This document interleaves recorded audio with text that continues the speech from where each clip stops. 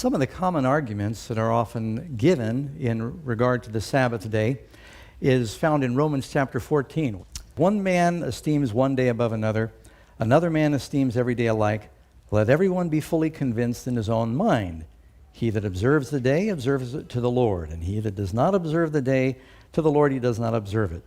He who eats, eats to the Lord, and he who gives, and he gives God thanks. He who does not eat to the Lord, he does not eat, and he does not give God thanks. You know, it's often true people turn to Galatians or Romans to try to say we don't need to keep the law. But if you look carefully, the word Sabbath does not appear in the whole book of Romans. The word Sabbath does not appear in the book of Galatians. Peter says in 2 Peter chapter 3 that some people take the writings of Paul and they can twist them to their own destruction, and they're carried away with the error of the lawless. So you've got to be careful not to read into what Paul says something he doesn't mean. For example, here it's talking about feast days and fast days. The word that you find 15 times in Romans 14, 15 times talks about eat. Sabbath is 0.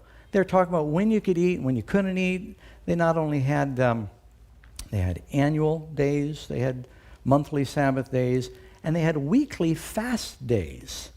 And you can also find reference to that in the Didache and some other early documents. You remember where the Pharisee said, I fast twice a week, and I pay tithe of all that I got. The disciples came to Jesus and said, how come John's disciples fast and your disciples don't fast?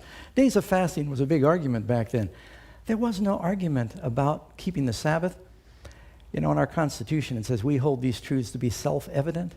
There in Genesis, when God establishes the Sabbath day and he blesses the Sabbath day and he makes it holy and it's part of his perfect plan, it was a self-evident truth for God's people. Was it given to Israel? Yes. And he says, I called them to be a nation of kings and priests, and he wanted them to be a light to the world. He was calling everybody to Israel. Let's go real quick and look at Hebrews. Look at the New Covenant. That's sort of our theme for the night. Hebrews 8. Paul here, assuming he wrote Hebrews, is quoting from Jeremiah chapter 31, verse 8. Because finding fault with them, he's talking about the Jewish fathers that had made the promise, they made the covenant. Behold, the days are coming, says the Lord, when I will make a new covenant. Now, I would think just about everybody here agrees we are all saved under the new covenant. Listen to who the new covenant is made with. I will make a new covenant after those days with the house of Israel and the house of Judah. The new covenant first appears in the Old Testament. The idea of the law being written on our hearts, he talked about circumcising your heart. He wanted to write the law on our hearts. He commands us to love him and obey. That's how Moses, matter of fact, in the Ten Commandments, when he talks about the idolatry, showing mercy unto thousands of them that love me and keep my commandments. Reason to keep his commandments is because we love him. And Jesus is not at odds with God the Father. They all supported the Sabbath day. So he says, I'll make a new covenant with the house of Israel and the house of Judah. How do any Gentiles get saved? Paul says in Romans, we are grafted into the stock of Israel. We're all reading a Hebrew Bible. We become spiritual Jews. Not that I don't think God still has something special for the Jews, because I am half Jewish. But I think that we must not forget that if you are Christ, then you are Abraham's seed. And so we can't drop a big veil between the Sabbath and Israel and Christians. I think that it's something for everybody. One of the Ten Commandments, he says, to remember. When I called them out of the land of Egypt, because they did not continue in my covenant, he says, they broke it. I disregarded them, says the Lord.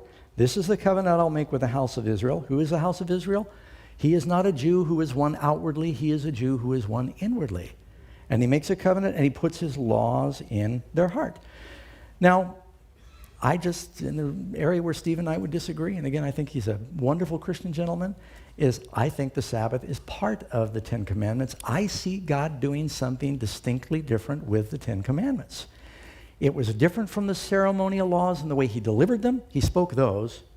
Moses wrote the other laws. You look in Deuteronomy chapter 4, verse 13, and he said, I delivered unto them my covenant, which I commanded them to perform, even 10 commandments, and at that time I gave Moses statutes and judgments. God makes a distinction.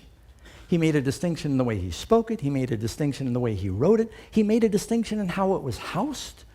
The other laws were put on scroll. They were put on the outside of the ark. 10 commandments in the middle of the ark. You know, and the only time you find the word holy in the entire 10 commandments is in the Sabbath commandment. I think we've got to be very careful. God is calling us to be a holy people, a set-aside people. And where is the danger in keeping the Sabbath day? Where is the harm? Well, Pastor Doug, we might have a problem. Look at what the apostles did and others did where they stood up for the law. Daniel said, I'm not going to break the first commandment and pray to King Darius. Shadrach, Meshach, and he went to the lion's den. Shadrach, Meshach, and Abednego said, we're not going to bow down and worship idols. God honored them in the fiery furnace. And in the last days, the beast power is going to force people to break one of the commandments, to worship an image. So if God's people are fuzzy about the 10 commandments, I think that's very dangerous in the last days. He wants to write it in your heart. And so I think the Sabbath is part of that.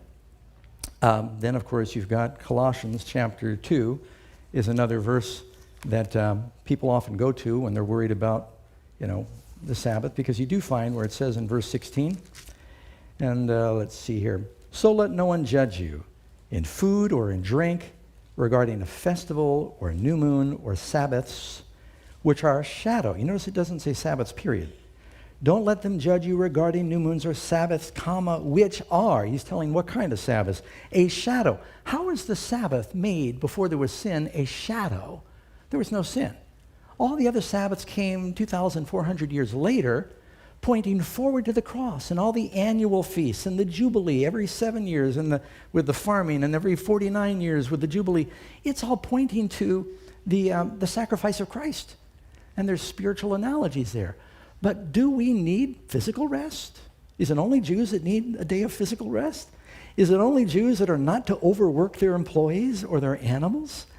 And so the Sabbath, I think, is a moral commandment that is right in there with the best of them.